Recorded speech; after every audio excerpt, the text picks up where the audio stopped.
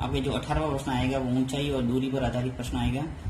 चलिए इसको करते हैं कि एक 80 मीटर चौड़ी सड़क के दोनों ओर आमने सामने समान लंबाई के दो खंभे लगे हुए हैं। इन दोनों खंभों के मध्य सड़क के एक बिंदु से खंभों के शिखर के उन्नयन कोण क्रमशः 60 डिग्री और 30 डिग्री है। खंभों की ऊंचाई तथा खंभों के बीच की दूरी ज्ञात कीजिए। तो यहाँ पे हमेशा आपको एक समकोण त्रिभुज बना के ऐसे प्रश्नों को करना पड़ता है। तो देखिए क्या है इसके अंदर जो जो दे रखा है उसके अनुसार अपन एक चित्र बनाएंगे। सबसे पहले प्रश्नानुसार चित्र लिख लो यहाँ, प्रश्नानुसार चित्र। प्रश्न क्या कह रहा है कि 80 मीटर चौड़ी सड़क, तो यहाँ पे 80 मीटर सड़क बना रहते हैं। पहले मान लो ये सड़क चौड़ी है जो कि 80 मीटर है। दोनों साइड में समान लंबाई के खंभे बना लेते हैं। ये हो गया मान लो खंभे। एक का नाम दे देते हैं ए बी और एक का नाम दे देते हैं सी डी। ए बी और सी और डी। अभी क्या कह रहा है आगे कि एक 80 मीटर चौड़ी सड़क के दोनों ओर आमने सामने समान लंबाई के दो खंभे हो गए ए बी और सी डी लगे हुए हैं। इन दोनों खंभों के मध्य सड़क के एक बिंदु से, इन दोनों खंभों के बीच में जो सड़क है उससे कोई एक बिंदु है, मान लो एक बिंदु पी ले लेते हैं अपन। एक बिंदु से खंभों के शिखर के उन्नयन कोण क्रमशः 60 और 30 है। यानी बिंदु पी है, वहां से अपन मान लेते हैं एक कोण है वो 60 है और दूसरा जो शिखर उन्नयन कोण है वो कितना है 30। तो खंभों की ऊंचाई, एक तो खंभों की ऊंचाई और खंभों के बीच की दूरी, यानी ये जो पॉइंट से इस खंभों के बीच की दूरी ये निकालना है, एपी और पीसी। तो सबसे पहले आपको क्या करना पड़ेगा, खंभों की ऊंचाई अपन मान लेते हैं, माना खंभों की ऊंचाई है वो एच है, तो ए बी एच माना है, तो सी डी भी क्या हो जाएगी एच। अब देखिए ए और सी जो 80 मीटर चौड़ी सड़क है वहां से अपन मान लेते हैं कि जो एपी है वो एक्स है, तो पी और सी कितना हो जाएगा 80 माइनस एक्स। अब देखिए इसके अंदर दो समकोण त्रिभुज नजर आ रहा है आपको, एक तो ए बी और पी और एक दूसरा है पी सी और डी, यानी एक 60 डिग्री कोण वाला और एक 30 डिग्री कोण वाला। इन दोनों त्रिभुजों को लेके चलना है, दो समीकरण बनेंगे, दोनों की तुलना करेंगे तो अपने पास आ जाएंगे एक तो एच का मान और एक एक्स का मान। तो देखिए सबसे पहले मैं लेता हूं त्रिभुज ए बी और पी में, ए बी और पी ये समकोण त्रिभुज ले लिया। इसके अंदर मैं भुजा का अनुपात ले लेता हूँ। देखिए ये ले लेते हैं अपन ए बी बटा ए पी, तो ए बी बटा ए पी ये क्या हो जाएगा, देखिए यहाँ पे न्यून कोण बन रहा है तो ये हो गया लंब और ये हो गया आधार। तो लंब बटा आधार क्या होता है tan थीटा, यहाँ आ जाएगा tan थीटा और थीटा की जगह क्या है यहाँ पे देखिए 60, तो 60 लिखूंगा, यानी न्यून कोण जो भी होगा वो आपको लिखना है। तो ए बी कितना है एच जो अपन ने माना है खंबे की ऊंचाई, और जो ए पी है वो कितना है एक्स, तो ये आ जाएगा। अब tan 60 का जो मान होता है वो √3 होता है। टेबल से आप देख सकते हैं आराम से, टेबल यदि बनानी नहीं आती है तो सीखना पड़ेगा आपको, बनाया हुआ वीडियो आप देख सकते हैं।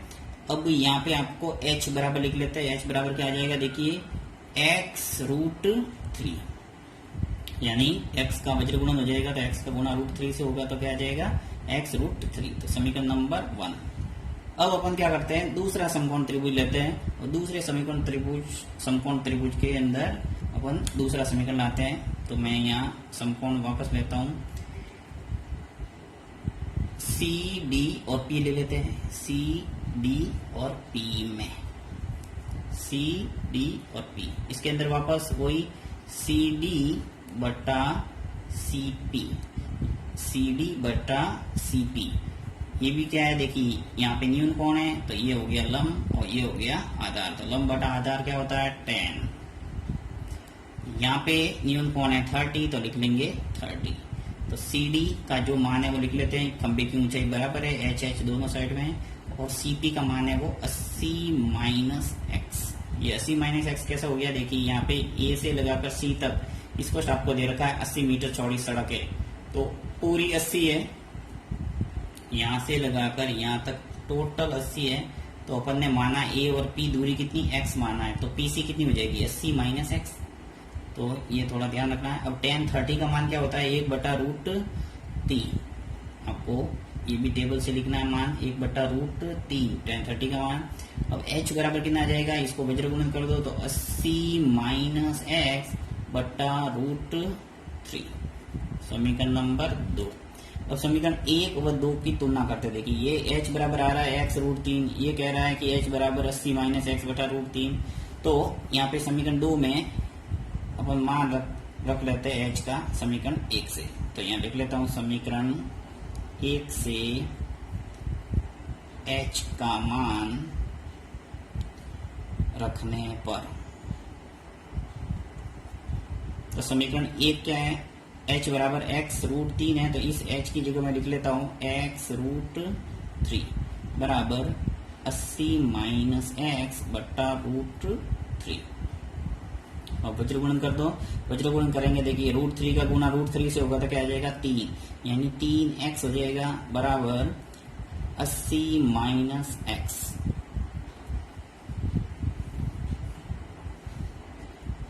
-x है वो पक्षांतर होकर इधर आएगा तो क्या हो जाएगा 3x, ये -x इधर आ जाएगा तो प्लस का x बराबर 80। तो 3x और x मिलके कितने हो गए 4x बराबर 80। तो x का मान आ जाएगा 80/4, x बराबर आ गया अपने पास 20, यानी कि x की जो वैल्यू आ गई अपने पास 20। यानी a से लगाकर p तक दूरी, जो बिंदु p है सड़क के बीच में, वो बिंदु p है वो इस खंबे से कितना दूर है 20 मीटर। तो C से कितना दूर होगा 80 - x, तो B से वो कम हो जाएंगे, यानी कि 60 मीटर हो जाएगा, क्योंकि ये मीटर में दे रखा है। अर्थात x बराबर 20 आ गया। अब अपन खंबे की ऊंचाई भी साथ में निकाल लेते हैं। अब x का मान इस समीकरण 1 में रख लेते हैं, यहाँ लिखेंगे x का मान समीकरण 1 में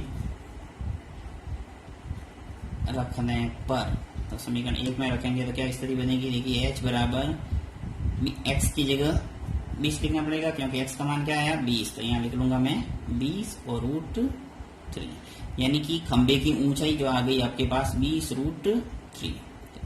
तो ये दोनों उत्तर आ गए आपके पास। अब यहाँ लिख लेते हैं अंत में, अतः खंबे की ऊंचाई, खंबे की ऊंचाई तो आ गई 20 √3, पहला आंसर तो ये हो गया। और लिखेंगे अपन बिंदु की खंबे से दूरी, खंबे से दूरी क्रमशः कितनी हो जाएगी, देखिए पहला x बराबर 20 है तो ये 20, और ये हो जाएगी 80 - 20 तो कितनी हो जाएगी 60, यानी क्रमशः 20 मीटर तथा 60 मीटर है। इस ढंग से इसका पूरा आंसर आपको निकालना है।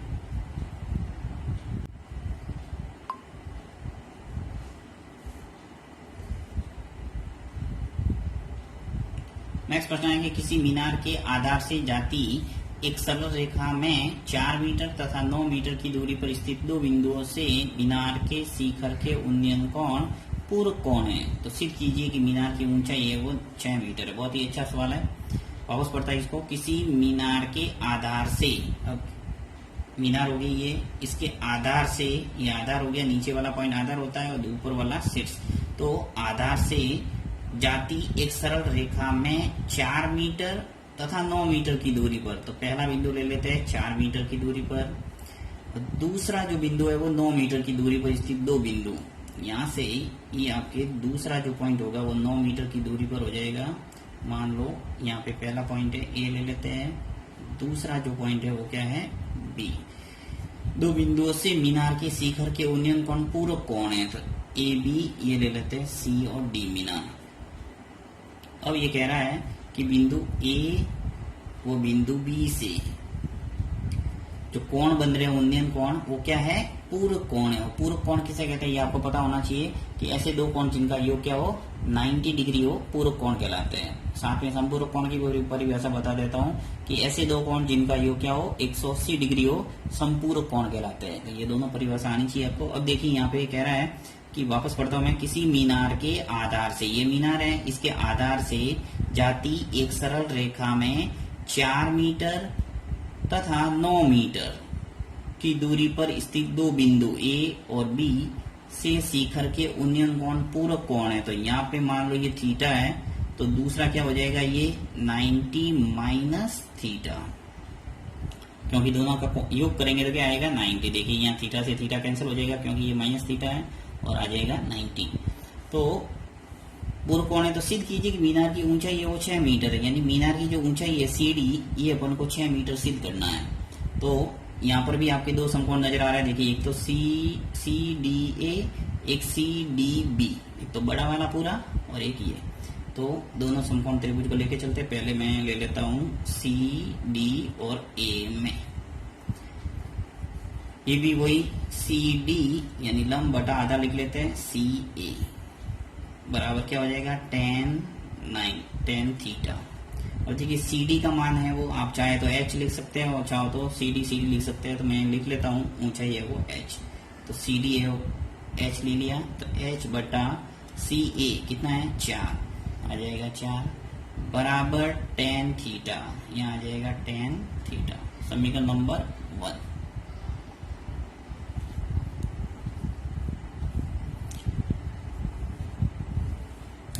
नेक्स्ट लेते हैं अपन दूसरा समकोण त्रिभुज। दूसरा समकोण है सी डी और बी। सी डी और बी में सी डी बट्टा सी बी, यहां पर भी देखिए ये लंब और ये आधार, तो लंब बटा आधार लिया तो क्या आ जाएगा tan। अब यहाँ पे पूरा कोण है वो 90 माइनस थीटा है, तो लिखना पड़ेगा 90 माइनस थीटा। अब अपने पास सी डी है वो कितना है h है, तो h लिख लो, और सी बी का मान है वो कितना है 9, तो 9 लिख लो। सी से लगाकर बी तक जो दूरी है वो कितनी है 9 मीटर की दूरी पर बिंदु है, इसलिए 9 लिखना पड़ेगा। और tan 90 माइनस थीटा क्या होता है cot थीटा, तो यहाँ cot आ जाएगा थीटा।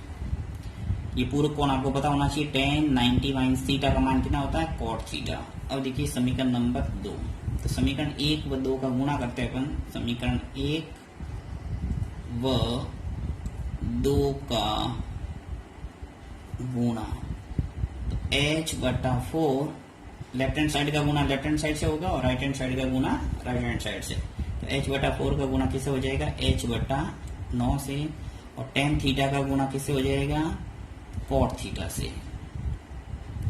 tan थीटा का गुणा किससे हो गया cot थीटा। अब h का गुणा ऐसे हो जाएगा तो क्या आ जाएगा h स्क्वायर, और 4 का गुणा 9 से तो क्या आ गया 36 बराबर tan थीटा और cot थीटा, ये दोनों एक दूसरे के विलोम है, यानी tan थीटा को लिख सकता हूँ मैं 1 बटा cot, या फिर cot को लिख सकता हूँ 1 बटा tan, tan कैंसिल हो जाएगा तो 1 आ जाएगा। तो यहाँ पे वज्र गुणन कर दें, h स्क्वायर बराबर क्या आ जाएगा 36 का गुणा 1 से होगा तो क्या आएगा 36, तो h बराबर क्या आ गया √36, तो h बराबर आ जाएगा अपने पास 6। अब देखिए ये अपने बिंदु की जो दूरी है वो 9 मीटर 4 मीटर में दे रखा है, तो ये भी किस में आएगा मीटर में।